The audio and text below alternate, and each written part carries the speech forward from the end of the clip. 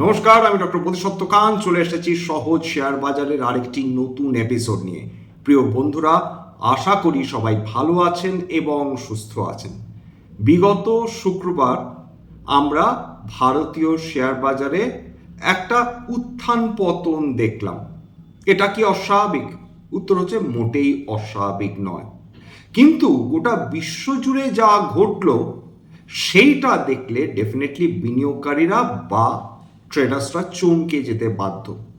কারণ বিগতকাল ভারতীয় শেয়ার বাজার বড় পতন থেকে হয়তো বা রক্ষা পেয়েছে, কিন্তু বিশ্ব বাজার ততখানি সৌভাগ্যশালী ছিল না।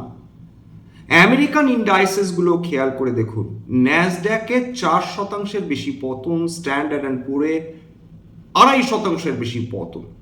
এবং বিভিন্ন এশীয় বাজারগুলোর কথা যদি বলেন, সেখানে দেখবেন প্রায় সমগ্র এশীয় শেয়ার বাজারে বড় পতন এসেছে।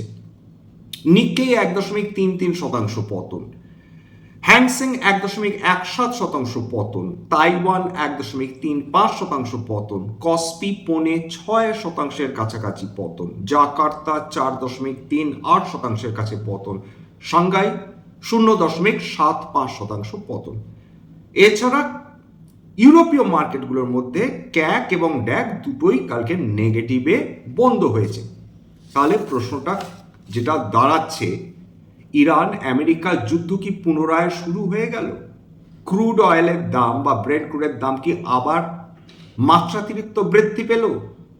উত্তর হচ্ছে এর কোনোটাই নয়। বরঞ্চ শুনে অবাক হবেন যে ক্রুড অয়েলের দাম জাস্ট $90.5 প্রতি ব্যারেল ট্রেড করছে, অর্থাৎ 90-এর কাছাকাছি নেমে এসেছে। ব্রেন্ট ক্রুড $93 প্রতি ব্যারেলের কাছাকাছি ট্রেড করছে। ক্রুড অয়েলের ক্ষেত্রে প্রায় 30% পতন, ব্রেন্ট ক্রুডের ক্ষেত্রে প্রায় 2%-এর কাছাকাছি পতন চলে এসেছে। এইবার যদি সত্যি সত্যি দেখতে হয়, বিগতকাল এমন কোনো অ্যাসেট নেই যেখানে বিশ্ব পতন দেখেনি। ক্রিপ্টোকারেন্সি মার্কেট যদি দেখেন, সেখানে হাঁড়ির হাল হয়ে রয়েছে। বিগত 7 দিন 17টা ট্রেডিং ডে প্রত্যেক দিন বিভিন্ন ক্রিপ্টোকারেন্সিতে দারুণ পতন এসেছে। অর্থাৎ বন্ড মার্কেটে পতন, ক্রিপ্টোকারেন্সি মার্কেটে পতন, প্রেশাস এবং সেমি প্রেশাস মেটালস সেই মার্কেটে পতন, অয়েল মার্কেটে পতন এবং ইকুইটি মার্কেটে দারুণ পতন এসেছে। একই সঙ্গে সমস্ত ধরনের সম্পদে পতন আসছে, এটা খুব রেয়ার হয়, কিন্তু বিগতকাল এক্স্যাক্টলি সেই ঘটনাটাই আমরা ঘটতে দেখেছি। এবং thanks to artificial intelligence, thanks to America. কেন এই কথা বলছি?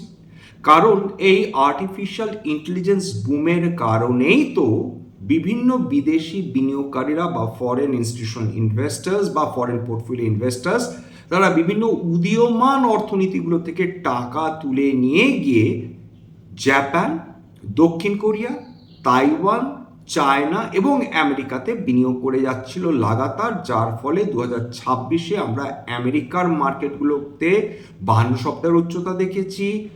দক্ষিণ কোরিয়া, জাপান, তাইওয়ান সমস্ত মার্কেটগুলো তুঙ্গে ছিল, তাদের বৃহস্পতি তুঙ্গে ছিল বলা যেতে পারে। যেখানে ভারতবর্ষের নিফটি নেগেটিভ রিটার্ন দিয়েছে এখনো অবধি 2026-এ, সেখানে কসপি প্রায় 100%-এর কাছে, তাইওয়ান প্রায় 40%-এর কাছে, জাপান প্রায় 35%-এর কাছে রিটার্ন অলরেডি দিয়ে ফেলেছিল, thanks to artificial intelligence development company. এবং তার সঙ্গে বিভিন্ন অ্যাসোসিয়েটেড সেক্টরসগুলো, অর্থাৎ এই দেশগুলোতে যারা ডেটা সেন্টার নিয়ে কাজ করছে, যারা সেমিকন্ডাক্টর ডেভেলপ করছে, যারা রিনিউয়েবল এনার্জি নিয়ে কাজ করছে, যারা গ্রাফিক প্রসেসিং ইউনিট নিয়ে কাজ করছে, এই সমস্ত কোম্পানিগুলো বৃহস্পতি আক্ষরিক অর্থেই তুঙ্গে ছিল। তবে বিগতকাল কি হলো? এআই বুদবুদ কি ফেটে গেল? যেভাবে 2001-এ ইন্টারনেট বা ইনফরমেশন টেকনোলজি সেক্টরে বুদবুদ ফেটে গেছিল। বিশেষজ্ঞরা বলছেন সেরকম কোনো ঘটনাই ঘটেনি। বিগতকাল যেটা ঘটেছে সেটা প্রকৃত অর্থে প্রফিট টেকিং। কোথাও না কোথাও বিনিয়োগকারীদের মনে হয়েছে মাত্র কয়েক মাসের ব্যবধানে যদি ইন্ডাইসেসগুলো প্রায় দ্বিগুণ হয়ে যেতে পারে, ব্রডার মার্কেটের কথা তো বাদই দিচ্ছি, সেক্ষেত্রে কিছুটা প্রফিট বুকিং করে নেওয়াই শ্রেয়। কেউ গিফট নিফটি যদি লক্ষ্য করেন তাহলে গিফট নিফটি কিন্তু 1.5% পতন নিয়ে শেষ অবধি ট্রেড করেছে। 350 পয়েন্টের বেশি পতন গিফট নিফটিতে এসেছে। একটা জিনিস মাথায় রাখবেন যে গিফট নিফটি কেবলমাত্র একটা ইন্ডিকেটিভ মুভমেন্ট দেখায়। গিফট নিফটিতে ট্রেড করা সম্ভব নয়। গিফট নিফটি গোটা বিশ্বে কি হচ্ছে তা সেই সমস্ত খবরকে একটা ইন্ডিকেটর হিসাবে আমাদের সামনে তুলে ধরে, এর বেশি কিছু নয়। কিন্তু যেভাবে গোটা বিশ্বে তাবড় তাবড় শেয়ার বাজারগুলোতে পতন এলো, সেইটা আমরা দেখলাম গিফট নিফটির মাধ্যমে ইন্ডিকেটেড হতে, এবং সেই কারণে আমাদের অধিকতর সতর্ক হওয়া উচিত সোমবারের মার্কেটের ব্যাপারে। কারণ খুব সম্ভাবনা রয়েছে যে শুক্রবার রাতে অর্থাৎ ভারতীয় শেয়ার বাজার বন্ধ হওয়ার পর গোটা বিশ্বে যেরকম হারাকিরি চলেছে বিভিন্ন শেয়ার বাজারে, সেটার না প্রভাব পড়ে ভারতীয় শেয়ার বাজারে। প্রাথমিকভাবে বিশেষজ্ঞরা মনে করছেন যে এরকম একটা প্রভাব পড়লেও পড়তে পারে ভারতীয় শেয়ার বাজারে। এবার চলে আসি আমেরিকার ভূমিকা কি এই সাংঘাতিক পতনের পেছনে। দেখুন, আমেরিকার ডলারকে আমরা যতই গালাগালি করি না কেন, যতই ব্রিক্স কারেন্সি নিয়ে আমরা আলোচনা করি না কেন, এটা আমরা মেনে নিতে বাধ্য। এই মুহূর্তে আমেরিকান ডলার বিশ্বের সবচেয়ে শক্তিশালী কারেন্সি। এবং সেটা কিভাবে বুঝে যাচ্ছে বা আমরা বুঝতে পারছি, সেটা টাকা দুর্বল হচ্ছে ডলারের সাপেক্ষে, সেইটা দেখে ডলার শক্তিশালী হলো কি হলো না সেটা নির্ণায়ক নয়।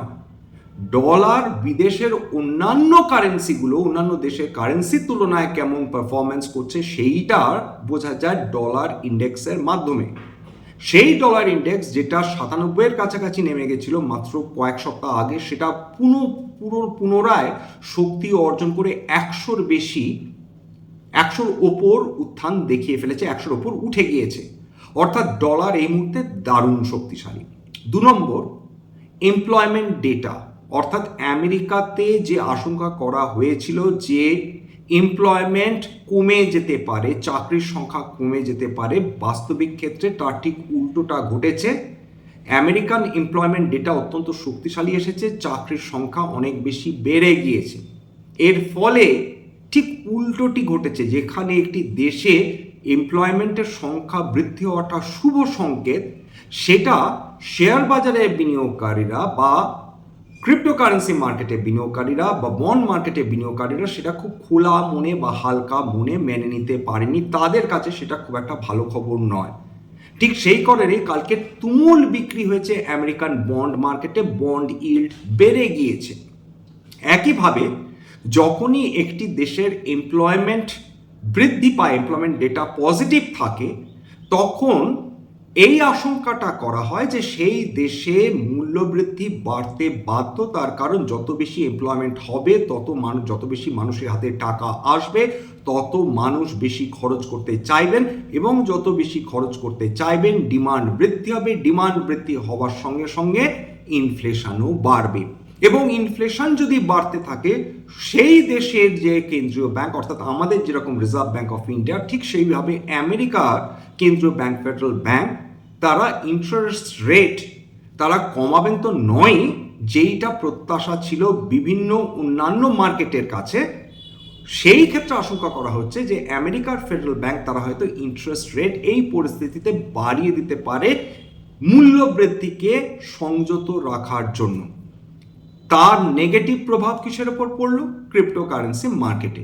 তার কারণ যখনই কোনো দেশে ইনফ্লেশনকে কন্ট্রোল করা সম্ভব হয় এবং তারপর দেখা যায় গ্রোথ খুব একটা বেশি হচ্ছে না, তখন সেই দেশের ব্যাংক চেষ্টা করে গ্রোথকে উজ্জীবিত করার জন্যে ঋণের সুদের হার সামান্য কিছুটা কমাতে। আমাদের দেশে যেমন ইন্টারেস্ট রেট কমাবার ক্ষেত্রে অন্যতম ইম্পর্টেন্ট টুল হচ্ছে রেপো রেট, ঠিক সেইভাবে আমেরিকাতে এই প্রত্যাশা ছিল যে হয়তো বা এমপ্লয়মেন্ট ডেটা খারাপ এলে সেই দেশের ফেডারেল ব্যাংক তারা ইন্টারেস্ট রেট কমাবে, এবং ইন্টারেস্ট রেট যখনই কমাবে তখন মানুষের হাতে উদ্বৃত্ত টাকা আসবে এবং সেই উদ্বৃত্ত টাকা তারা কি কাজে ব্যবহার করবে? তারা ক্রিপ্টোকারেন্সি মার্কেটে ইনভেস্ট করবে বা ইকুইটি মার্কেটে ইনভেস্ট করবে। এই প্রত্যাশাটা কালকে চুরমার হয়ে গিয়েছে। ঠিক যে কারণে আমরা বিপুল পরিমাণ সেলিং দেখেছি ডাউ জোন্স, ন্যাসড্যাক এবং অবশ্যই স্ট্যান্ডার্ড অ্যান্ড পুয়ারে। বিশ্ব জুড়ে এই হতাশাটা কাজ করা শুরু করেছে। যদি আমেরিকাতে ইনফ্লেশন বৃদ্ধি হয়, সেক্ষেত্রে অন্যান্য মার্কেটসের জন্যে বিনিয়োগযোগ্য টাকা থাকবে না বা বিনিয়োগকারীরা অন্যান্য মার্কেটে তারা টাকা বিনিয়োগ করতে আগ্রহী হবেন না। এর ফলে আমরা বিগতকাল সমস্ত ধরনের অ্যাসেটে পতন দেখেছি। হ্যাঁ, আমেরিকা ইরান দ্বন্দ্ব শেষ হয়নি, ইসরায়েল লেবানন দ্বন্দ্ব শেষ হয়নি, শান্তি কোথাও দেখা যাচ্ছে না। ইরানে সফট লাইনার এবং হার্ড লাইনারদের মধ্যে লড়াই চলছে। এমতো একটা পরিস্থিতিতে ক্রুড অয়েল এবং ব্রেন্ট ক্রুডের দাম কমলেও এরকম কোনো গ্যারান্টি নেই যে এটা পুনরায় কমবে যদি না শান্তি একটা দীর্ঘকালীন একটা শান্তির পরিস্থিতি তৈরি হয়। ভারতীয় শেয়ার বাজারের জন্য যেটা সবচেয়ে চিন্তার বিষয়, এক, ফরেন ইনস্টিটিউশন ইনভেস্টার্সরা তারা বিক্রি বাটা বাড়িয়ে দিয়েছেন জুন মাসে। মাত্র 5টা ট্রেডিং ডেতে তারা প্রায় 30,000 কোটি টাকার শেয়ার বিক্রি করে দিয়ে চলে গিয়েছে।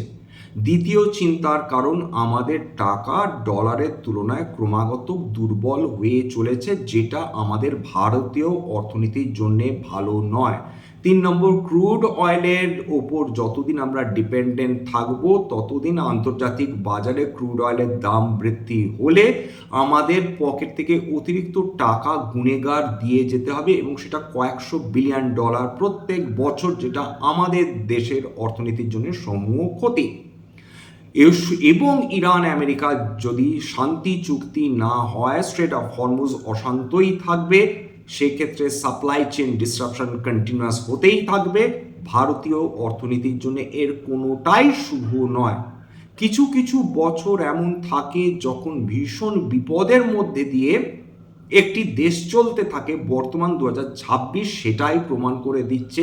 ভারতের অর্থনীতির দারুণ চ্যালেঞ্জের মুখে দাঁড়িয়ে আছে, যদিও ভারতীয় অর্থনীতির এই যুদ্ধের সঙ্গে, এই ক্রুড অয়েলের দামের বৃদ্ধির সঙ্গে কোনো প্রত্যক্ষ যোগই নেই। কিন্তু যেহেতু আমাদের দেশ প্রাকৃতিক গ্যাস বা ক্রুড অয়েল কোনোটাই উৎপাদন করে না খুব বড় মাত্রায়, তার ফলে আমরা যেহেতু অতিরিক্ত মাত্রায় আমদানির ওপর নির্ভরশীল, ফলে গোটা বিশ্বে যে জিওপলিটিক্যাল টেনশন চলছে সেটা আমাদের মাথা পেতে নিতে হচ্ছে। সামনে ক্রুড অয়েলের কারণে, প্রাকৃতিক গ্যাসের অভাবের কারণে আমাদের বিপদের মুখে পড়তে পারে। সেই বিপদটার নাম কিন্তু মূল্যবৃদ্ধি। আমাদের প্রস্তুত থাকতে হবে। মূল্যবৃদ্ধি যদি হয়, সমস্ত সেক্টরকে ক্ষতিগ্রস্ত করতে ডেফিনেটলি করবে। তার মধ্যে অন্যতম যেটা ক্ষতিগ্রস্ত হতে পারে যদি প্রকৃত অর্থে ইনফ্লেশন মাত্রাতিরিক্তভাবে বৃদ্ধি পায়, রিয়েল এস্টেট, অটো, ফিনান্সিয়ালস, বিশেষ করে যেগুলো সাইক্লিক্যাল সেক্টরস বা যেগুলো রেট সেন্সিটিভ সেক্টরস, তারা সবচেয়ে বেশি ক্ষতিগ্রস্ত হতে পারে। এছাড়া এল নিনো আরেকটা ভয়ঙ্কর একটা পরিস্থিতি তৈরি হয়ে রয়েছে, এর ওপর বিশ্বের কোনো দেশের হাত নেই এবং এই 2026 বিশ্বের ইতিহাসে অন্যতম উষ্ণতম বৎসর হতে চলেছে, যার প্রভাব আমরা অলরেডি ভারতবর্ষের বিভিন্ন শহরে দেখা শুরু করে দিয়েছি। এবং যতদিন এই এল নিনোর প্রভাব থাকবে, আমাদের যে শস্য উৎপাদন সেটা দারুণভাবে ক্ষতিগ্রস্ত হবে। শস্য উৎপাদন ক্ষতিগ্রস্ত হলে তার প্রত্যক্ষ প্রভাব পড়বে ফাস্ট মুভিং কনজিউমার গুডসের মতন সেক্টরগুলোর ওপর। যাই হোক, এখানে শেষ করবো। স্ট্যান্ডার্ড ডিসক্লেমার, এটা কেবলমাত্র একটা এডুকেশনাল চ্যানেল। বাঙালি বিনিয়োগকারীদের ইনভেস্ট অ্যাওয়ারনেস বৃদ্ধির জন্য এখানে কোনো ধরনের কোনো শেয়ারের buy sell recommendation, suggestion, advice এমনকি ইনফ্লুয়েন্স করার প্রচেষ্টা নেই। আমার কথা শুনে কোনো অ্যাসেট বা কোনো শেয়ারে বাই সেল সিদ্ধান্ত নিলে ক্ষতির মুখোমুখি হতে পারেন। সুতরাং সবসময় একজন সেবি রেজিস্টার্ড ইনভেস্টমেন্ট অ্যাডভাইসারের পরামর্শ নেওয়ার চেষ্টা করবেন বা নিজের ডিউ ডিলিজেন্স করবেন, সেক্ষেত্রে আপনারা উপকৃত হলেও হতে পারেন। সবশেষে যেটা বলি, যদি এই ধরনের এপিসোড আপনাদের ভালো লাগে, প্লিজ একটা লাইক দেবেন, প্লিজ সাবস্ক্রাইব করবেন এবং যদি সত্যি মনে হয় আমার বাঙালি ভাই বোনদের জীবনে একটুখানি ভ্যালু অ্যাড করতে পেরেছি, প্লিজ নিজের গ্রুপে শেয়ার করে দেওয়ার চেষ্টা করবেন। আজকের জন্যে নমস্কার।